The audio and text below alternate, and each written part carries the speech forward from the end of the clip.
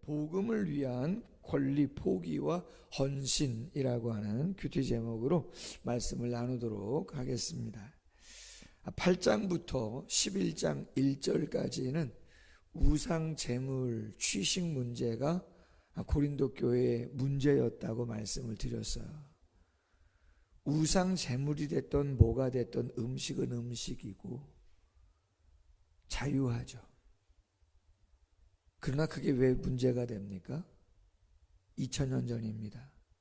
신전에서 우상에 대한 제사를 드리는 일들이 비일비재했고, 꼭 중요한 날만이 아니라 가정의 중요한 날도, 이웃의 중요한 날도 기념하여 신전에 가서 제사하고 초청하고 음식 나누고, 특별히 신전의 제사장들은 그 많은 음식을 처치하기가 어려우니까 시장에다가 값싸게 내다 팔고, 노예들이 많이 있었기 때문에, 성도들도 노예 중에 성도들이 있었기 때문에 암암리에 팔고 있는 그 우상의 제물들을 먹게 되어지는 거죠.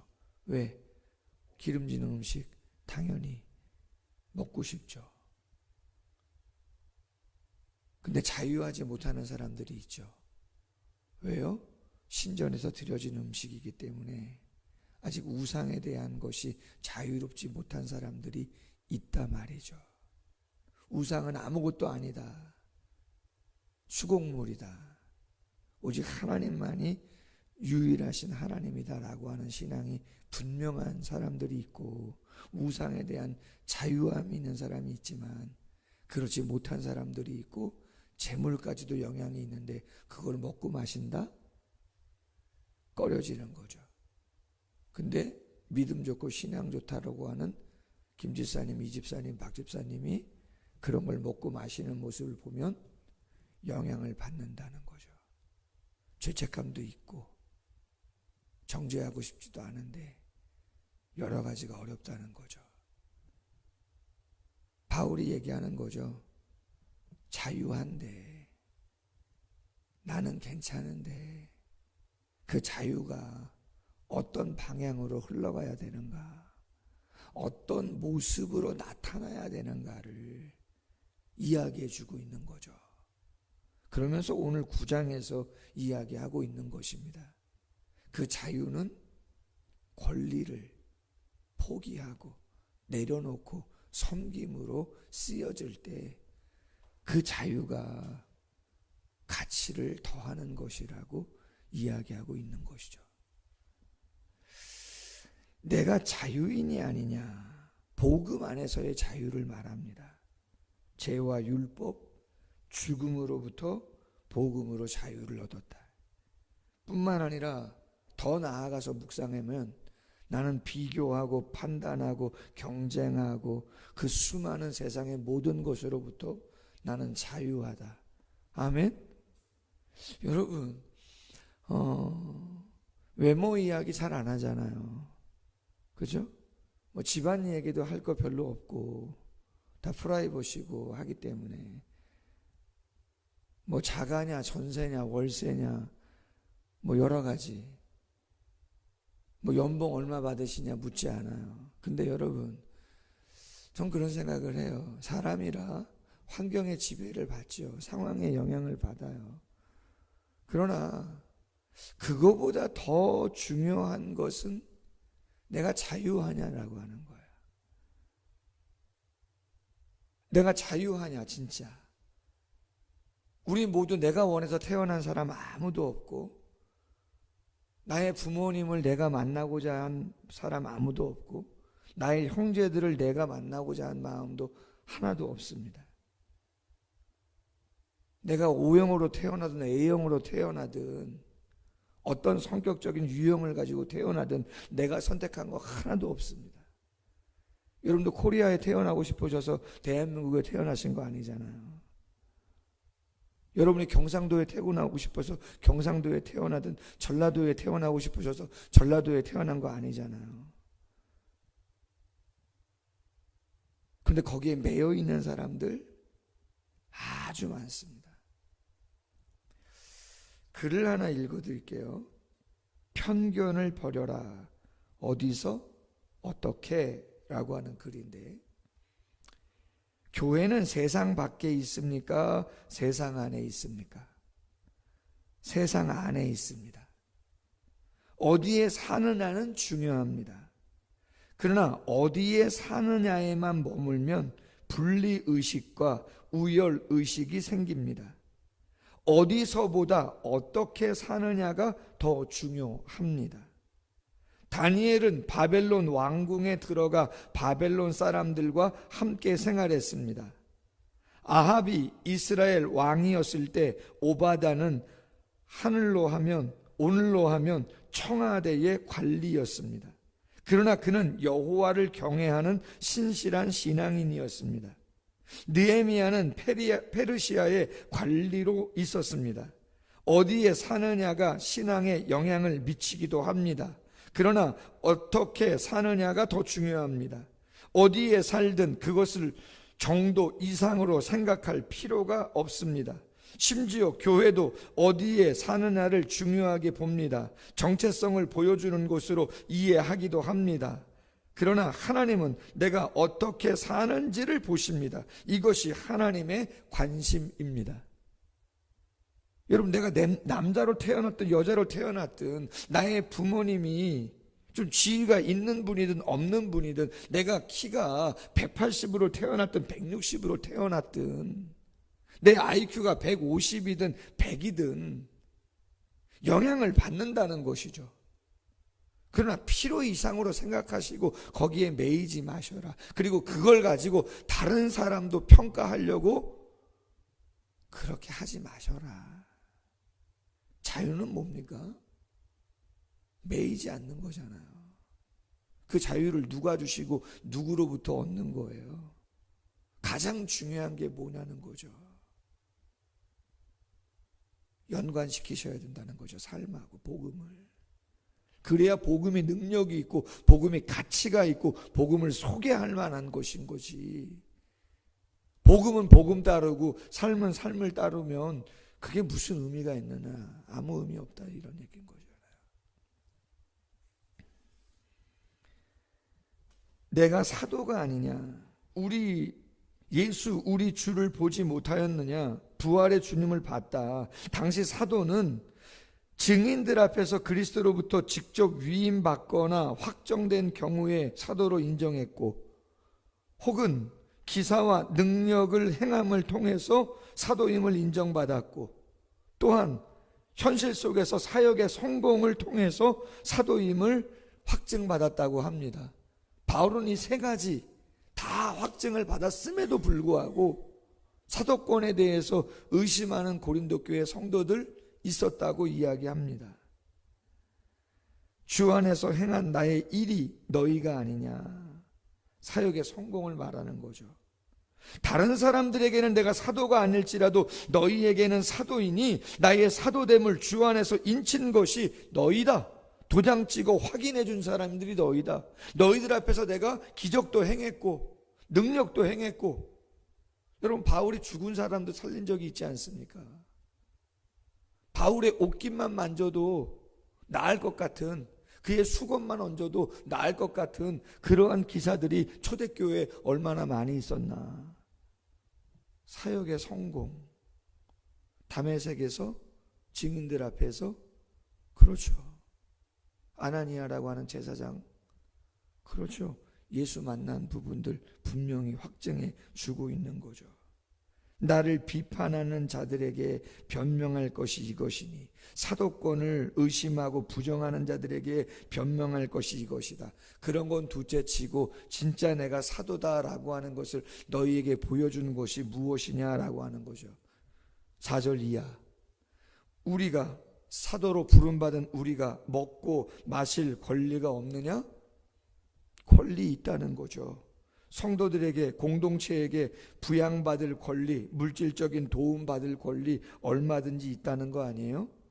우리가 다른 사도들과 주의 형제들과 게바, 베드로와 같이 믿음에 자매된 아내를 데리고 다닐 권리가 없겠느냐? 결혼할 권리가 없는 겁니까? 바울이라고? 아니에요. 바울도 결혼할 권리 있습니다. 얼마든지. 근데 왜 안 한 거예요? 종말적인 신앙도 있었지만 주의 일에 정말 헌신하다 보니 결혼하면 아무래도 부양할 가족이 있잖아요. 돌아봐야 되잖아요. 마음이 쓰이죠. 혼자면 훨씬 낫다 이 말이죠. 본인이 하나님 앞에서. 그래서 스스로 그렇죠. 결혼 안 한 거라는 거잖아요. 어찌 나와 바나바만 일하지 아니할 권리가 없겠느냐. 1차 전도여행의 동역자가 바나바 아닙니까?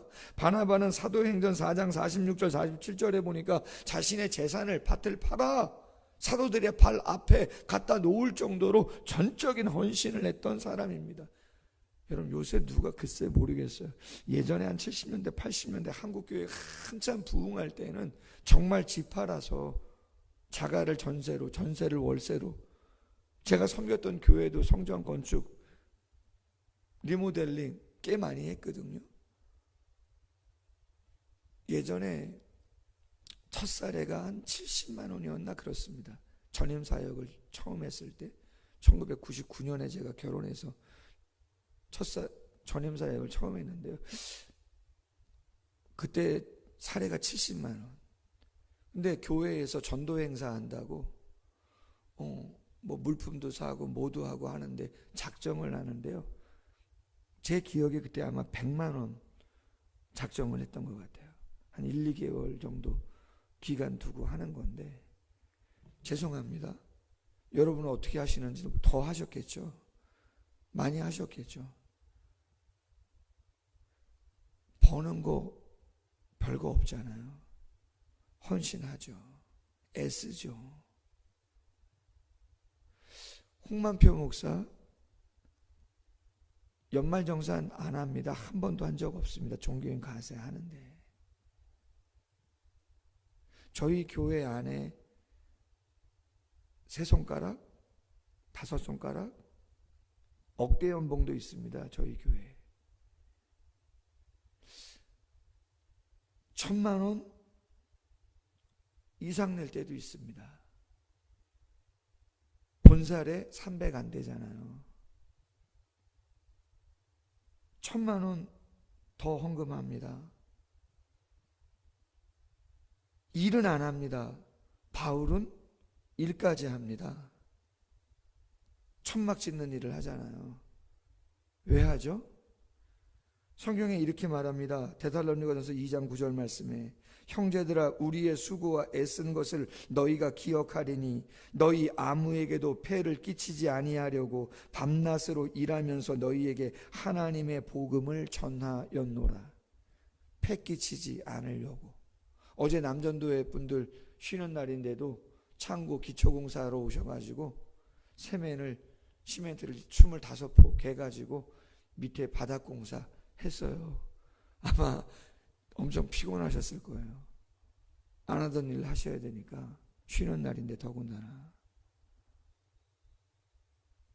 나머지 공사는 저희 노회에 목수일 하시는 목사님이 계세요. 강단에 우리 대형 TV 설치했잖아요. 이거 기초 목공을 그분이 하셨어요. 정봉호 목사님이라고. 나이가 꽤 많으세요.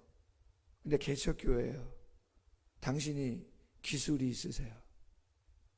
봉고차 뒤에 카니발 뒤에 개조를 하셔서 모든 게 다 있어요. 그분은 정말 인건비만 받고 다 하시는데 남기는 거 아무도 것도 없이 노예 소문이 나가지고 많은 교회의 공사를 큰 공사도 하시고 작은 공사도 하시고 애써 주시죠. 몇 개월 전에 제가 얼핏 창고 얘기를 했더니 어디서 문짝 하나가 새 건데 남았다고 목사님 지난번에 얘기했는데 쓰실 거냐 뭐 언제든지 한번 할 수 있으면 하겠다 그랬더니 갖다 놓으시고 제가 어제 전화 드렸어요. 내일 오전에 한번 오신다고. 왜 하시죠? 당신 교회를 위해서 하죠. 성도를 위해서 하는 거잖아요. 내가 할 수 있는 거 최선 다해서.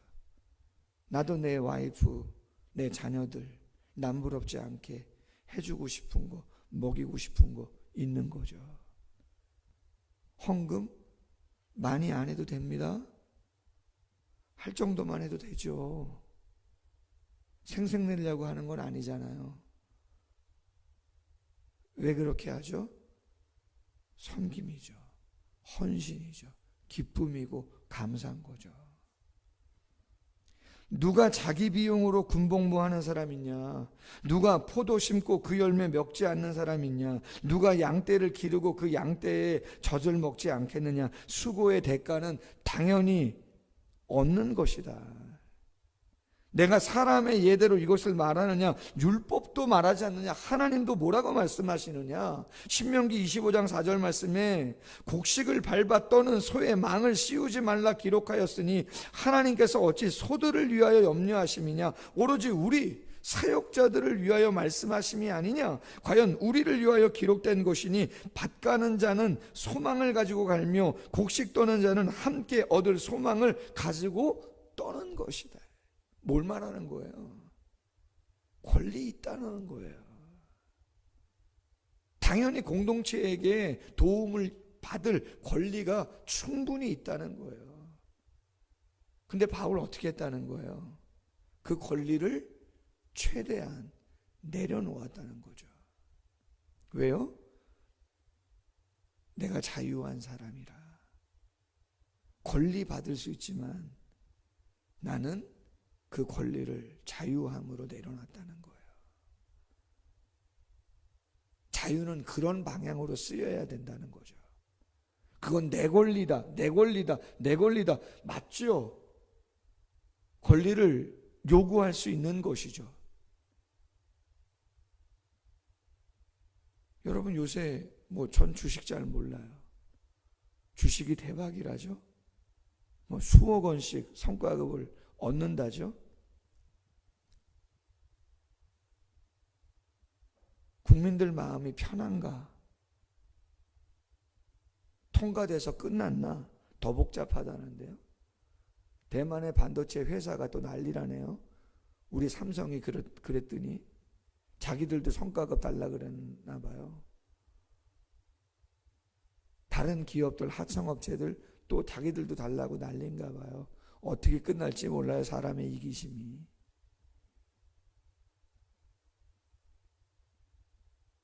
죄송합니다. 이게 정치적인 발언이 될 수 있어서 정치적인 이슈가 됐기 때문에. 기업이 지금 어느 기업이 어렵잖아요. 행사 한번 잘못해가지고. 그랬더니 우리나라에 아픔으로 기억될 만한 날짜들 쫙 뽑았나 봐요. 2월달 무슨 3월달 4월달 5월달 없는 날짜가 별로 없어가지고 이제는 기업이 홍보를 하려면 그 상처와 아픔이 있는 날짜를 먼저 생각하고 해야 되는 그런 상황으로 바뀌었다고. 물론 조심해야죠. 아픔이 있는데, 상처가 있는데 과연 성숙이 뭘까? 과연 성숙이 뭘까? 자유가 있고 권리가 있어도 그 자유와 권리를 어떤 방향으로 쓰면서 가야 가정이, 교회가, 세상이 제대로 서가는지를 알아야 되는 거죠. 음식 먹는 거 자유다.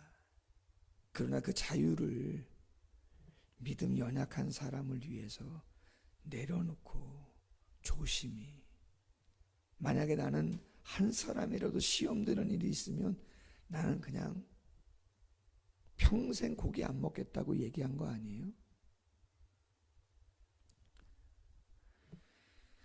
빌립보서 4장 18절 말씀에 바울이 이런 말을 합니다. 내게는 모든 것이 있고 또 풍부한지라 에바브라디도 편에 너희가 준 것을 받음으로 내가 풍족하니 이는 받으실 만한 향기로운 제물이요 하나님을 기쁘시게 한 것이라. 바울이 로마 감옥에 있을 때 빌립보 교회 성도들이 에바브라디도를 통해서 옥바라지 하기 위해서 필요한 걸 다 풍족하게 지원해 줬을 때 감사의 편지를 띄우면서 이야기하고 있는 거예요. 바울은 평생을 자비랑만 했느냐? 그렇지 않습니다. 도움은 아무것도 받지 않았느냐? 그렇지 않습니다. 오해입니다. 상황에 따라, 필요에 따라 그렇게 한 것이에요. 목수일만 계속 하셔야 되느냐? 그렇지 않죠. 한국교회 목사님들이. 얼마든지. 그러나 중심은 뭐예요? 나의 권리, 나의 자유 바르게 쓰고 온전히 쓰는 것이 정말 아름다운 모습이다. 갈등, 다툼 많이 생각해 봐야 되는 거죠. 권리를 주장하고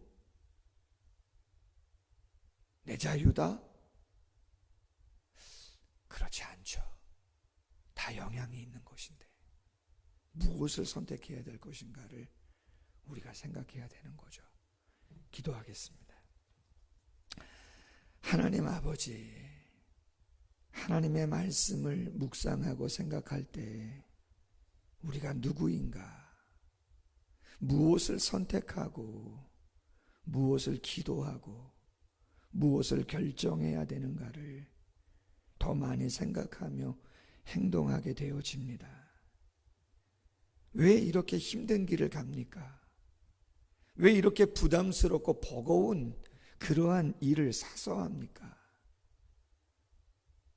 그것보다 더한 것을, 가장 본질적이고 영원한 것을 당신이 우리에게 주셨기에, 그 생명을 주셨기에, 그 고통과 그 모든 모멸과 그 모든 수치와 버거움을 우리를 위하여 대신 담당하셨기에, 그것을 믿음으로 고백했고 찬양했기에, 주님을 우리의 주님이라고 고백하며 살아가는 당신들의 자녀이기에, 당신이 우리에게 요구하는 본을 보이신 모습이 무엇인지 너무나 잘 알고 있기에 우리도 완전할 수 없고 허물이 있고 아쉬움이 있지만, 그러나 다시 한번 이 새벽 큐티하며 그 말씀을 본문 삼아 묵상하며 다시 한번 나눕니다.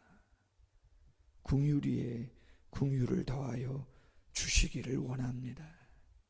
과연 내가 형제와 자매에게, 사랑하는 사람들에게 무엇을 어떻게 이야기하고 있었는지 쉽지 않습니다.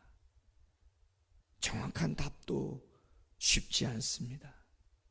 그러나 주님이 우리에게 주신 그 자유와 놀라운 영적인 권위와 권리가 어떠한 방향으로 흘러가야 되는지는 잘 알고 있사오니 고심하며 내리게 하시고 최선을 다할 수 있는 저희들 될 수 있도록 주께서 은총을 베풀어 주시옵소서. 이끌어 주실 줄로 믿사옵고 예수님의 이름으로 기도하옵나이다. 아멘. 계속해서 기도합니다.